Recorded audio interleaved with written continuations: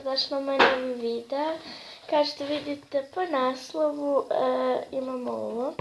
Znači, kao što vidite po naslovu danas snimam nešto kao ciment challenge, samo što je sa biberom, pošto nemamo cimeta, to je ovaj biber. Znači ovaj biber. Crni mljavni biber, neto 50 kg. Tu imam čašu vode za svaki slučaj. Imam običnu zdjelcu i malu kaškicu koju sipam. Nisam htjela veliku, pošto je mama rekla moraš malo veliku. Dara, rekla sam nemoj zaključavati. Rekla sam samo da zatvoriš. Ajoj, majko. Ajoj.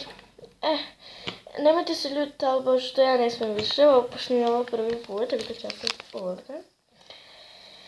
Ja ne smijem, ne znam kako ću. Evo vidite, malo sam prosula, ali to je ništa.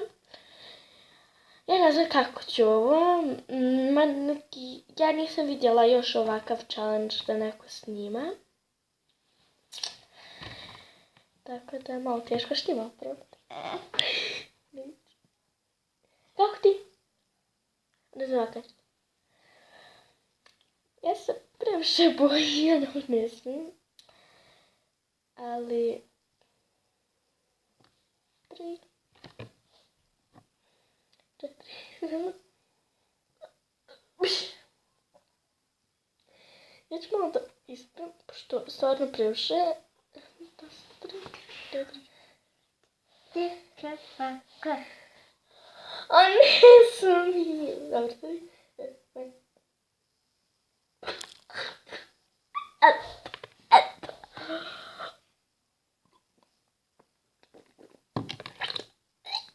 to foi.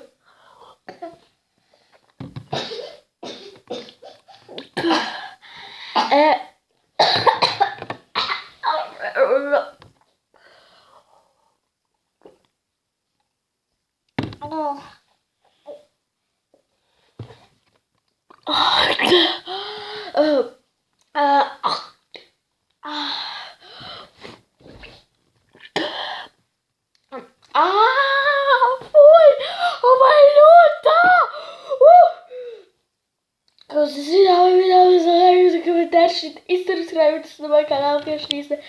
Ćao!